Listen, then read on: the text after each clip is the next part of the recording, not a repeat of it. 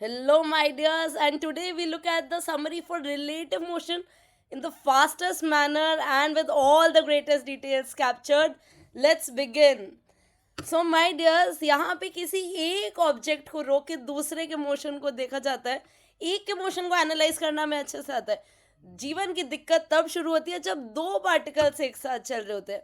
यहाँ relative motion के सारे टाइप्स कवर्ड है। Let us look at them one by one.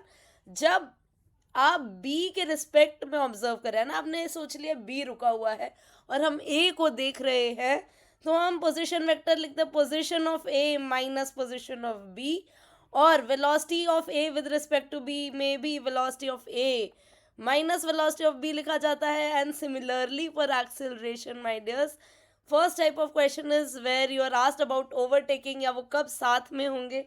यहाँ कहा गया एक मैन एक बस के पीछे भाग रहा था। बस एक्सेलरेट कर रही थी 1 मीटर पर सेकेंड स्क्वायर से। उनके बीच की दूरी 48 मीटर्स थी। And we have to find the time when they are together.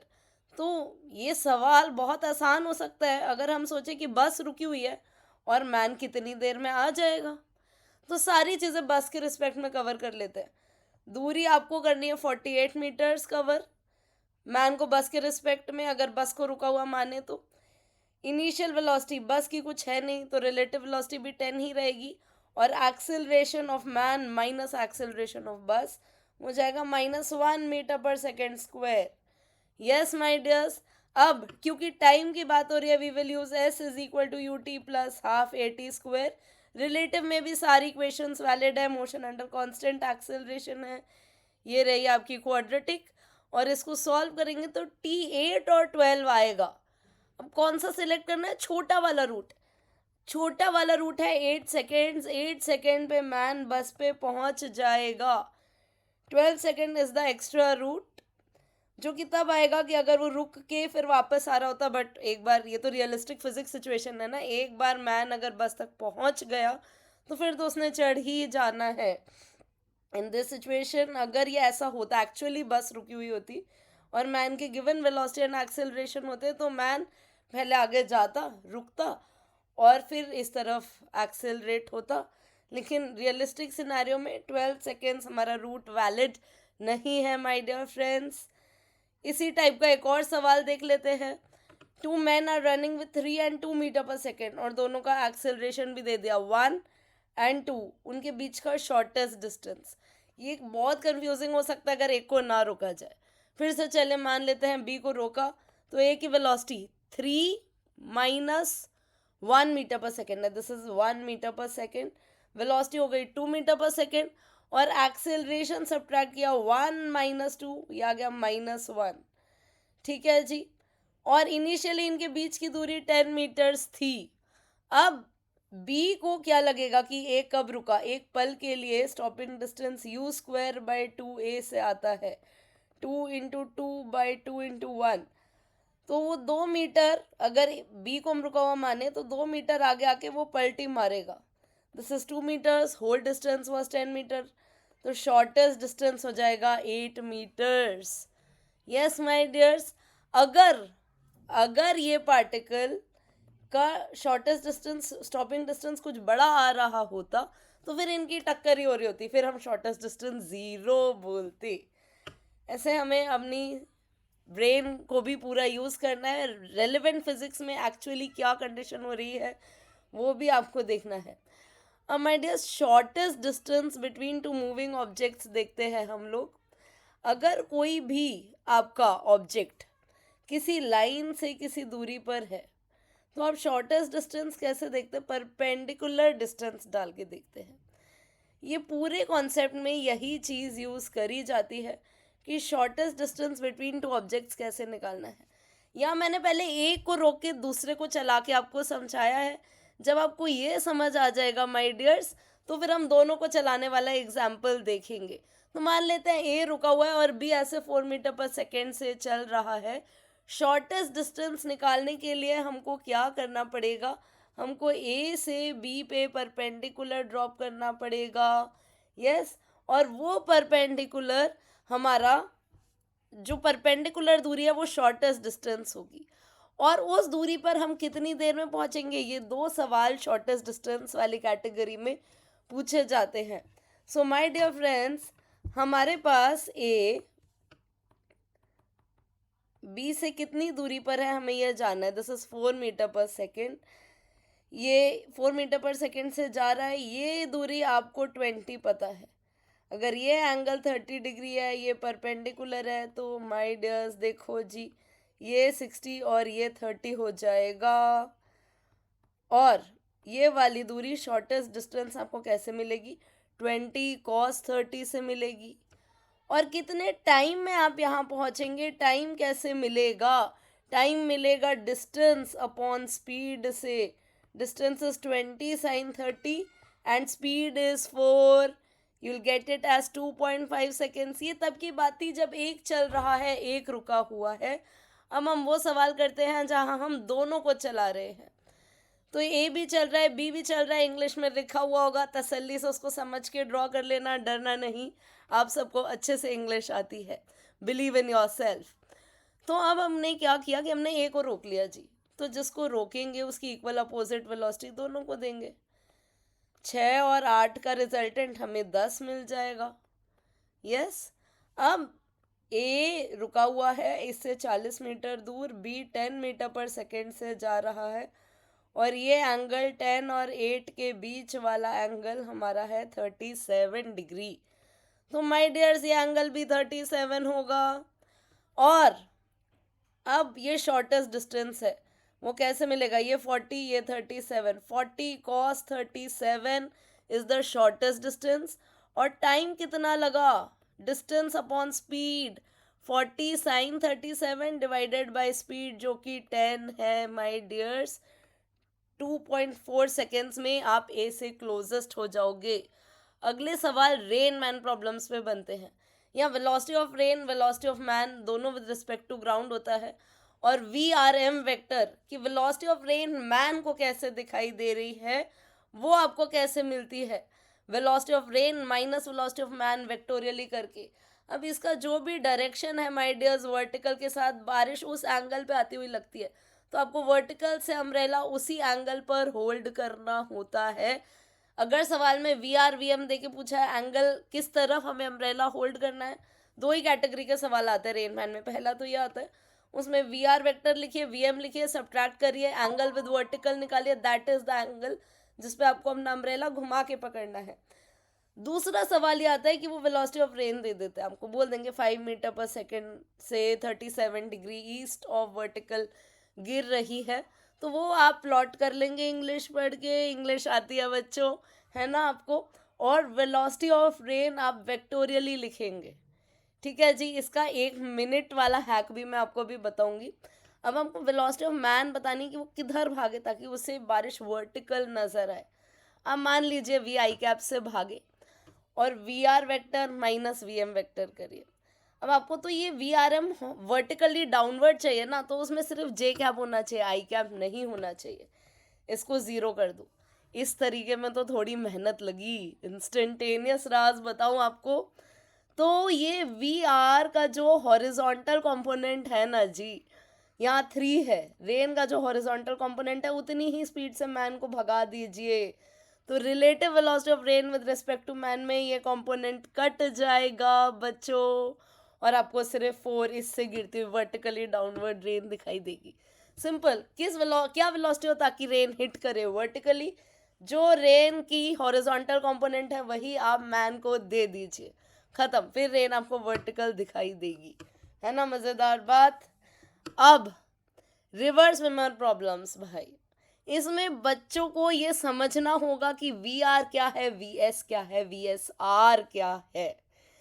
देखो जो कहते हैं ना velocity of swimmer with respect to river, मतलब कि अगर रिवर रुकी हुई हो, अगर रुका हुआ पानी हो जैसे कि एक बड़ी सी टंकी में हो, तो उसमें स्विमर जिस ताकत से तैरेगा वो है वी. जो लिखा होता है ना velocity of swimmer in still water, बच्चे उसको वी एस लेके सॉल्व कर देते, गलत आंसर आता है माय डियर्स. वो वी एस आर है, velocity of swimmer with respect to river.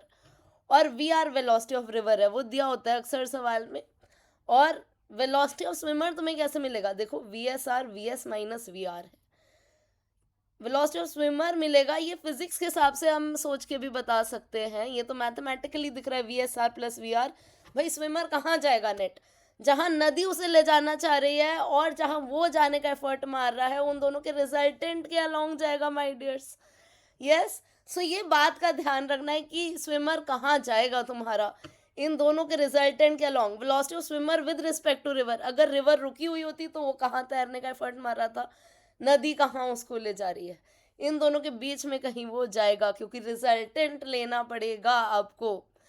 अब वन डायमेंशनल में तो अपस्ट्रीम डाउनस्ट्रीम कहा जाता है, डाउनस्ट्रीम मतलब रिवर के फ्लो के साथ वो तैर रहा है, तो दोनों वेलोसिटीज को आपको ऐड करना है।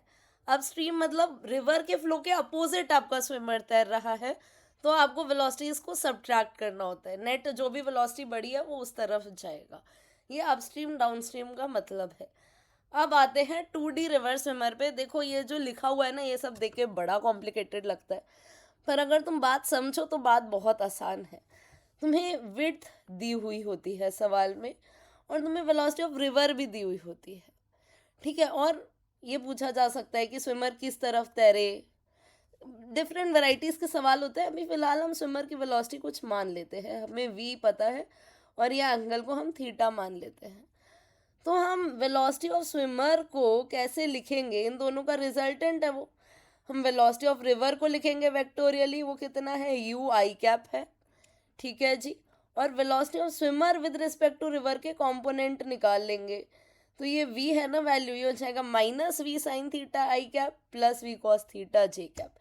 ये आपको क्या करना है, आपको सिंपल वेलोसिटी ऑफ रिवर जो भी दी हुई है वो लिखनी है, velocity of swimmer with respect to river जो भी दिया है वो लिखना है, और इन दोनों को ऐड कर दोगे तो जो रिजल्टेंट आएगा वो आपका वेलोसिटी ऑफ स्विमर आएगा, जैसे कि यहाँ आया, ठीक है जी। अब वो वेलोसिटी ऑफ स्विमर जिस तरफ आएगा उस तरफ स्विमर इधर तैर के पहुंच जाएगा। अब यहाँ पे कुछ बातें देखी जाती है, ये वेलोसिटी ऑफ स्विमर जो भी आया इसको मान लेते हैं ये आया V S X I cap, velocity of swimmer का X component I cap plus V S Y J cap, velocity of swimmer का वाई कंपोनेंट जे कैप। अब टाइम टेकन टू क्रॉस के लिए वाई कंपोनेंट मैटर करता है, Y direction में distance upon speed लिखेंगे, D upon V S Y, ठीक है। वो उससे आपको टी क्रॉस मिल गया। ये क्या वी है क्या थीटा, ये सब नहीं याद करना, क्या याद करना है, वी आर वेक्टर लिखा, वी एस आर वेक्टर लिखा, दोनों को जोड़ा, वी एस वेक्टर आया, ठीक है। अब टाइम क्रॉस के लिए डिस्टेंस, मतलब ये डिस्टेंस नहीं विड्थ कहूँगी मैं, वाई के डायरेक्शन में जो डिस्टेंस है, जो विड्थ है उतना चला, अपॉन वाई वाली रफ्तार we S Y.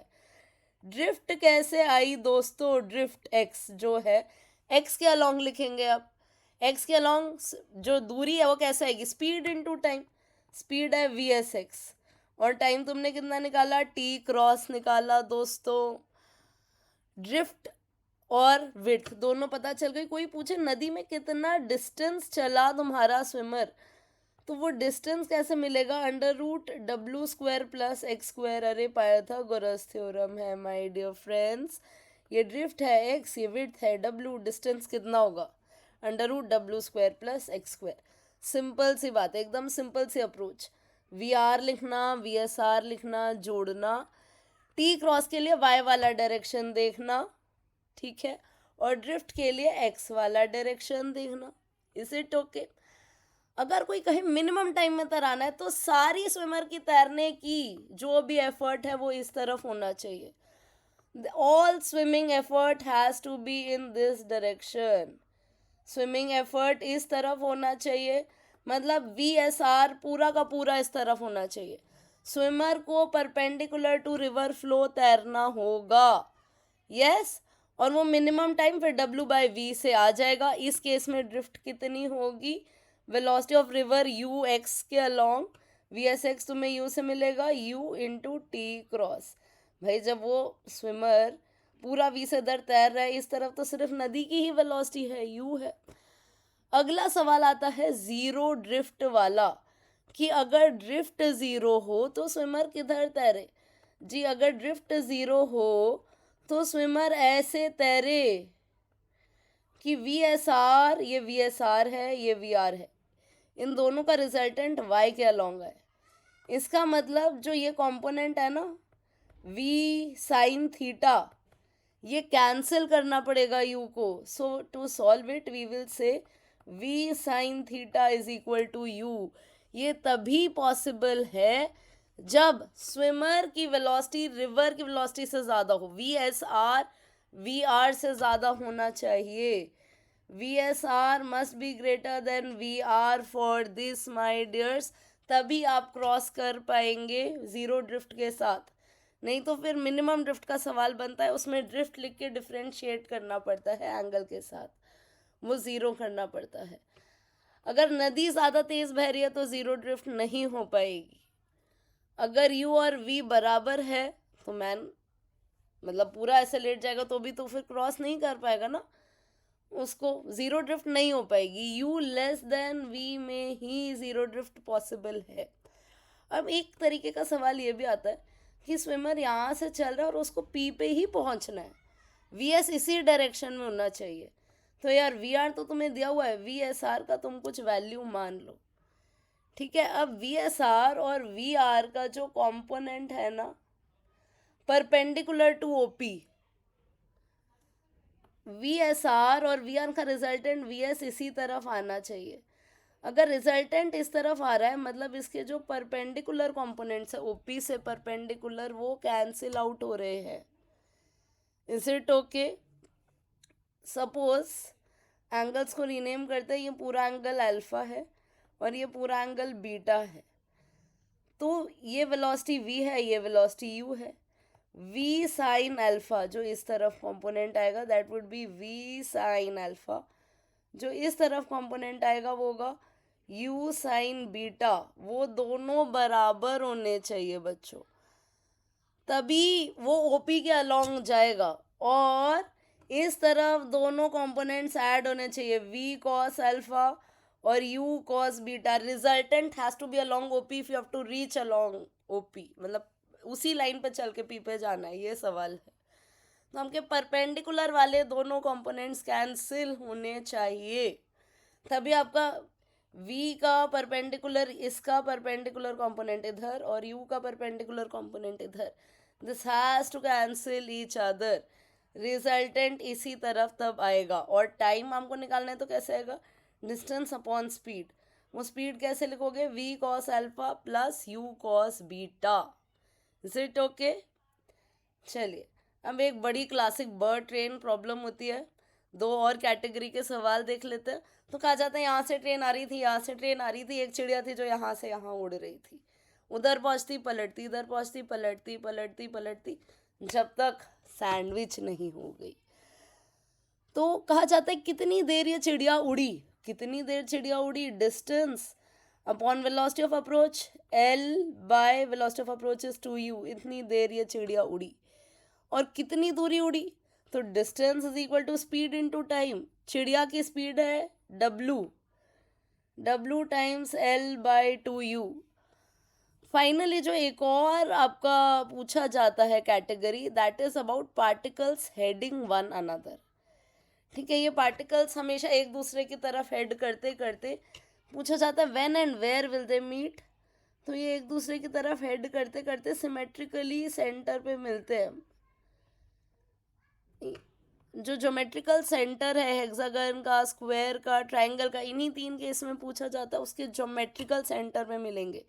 This is where will they meet. Now when will they meet में आप एक साइड लिखिए जो कि L है, A है, what ever it is, divided by velocity of approach along that line. Maybe let us take this line BC. तो यहाँ वेलोसिटी ऑफ अप्रोच कैसे लिखेंगे आप? इस तरफ पार्टिकल की V है और इस तरफ भी V है. Velocity of approach will become V plus V cos 60. Equilateral triangle है ना my dear friends, it's an equilateral triangle. दो एडजेसेंट पार्टिकल्स को देखिए, तीनों इकट्ठे मिलने वाले हैं.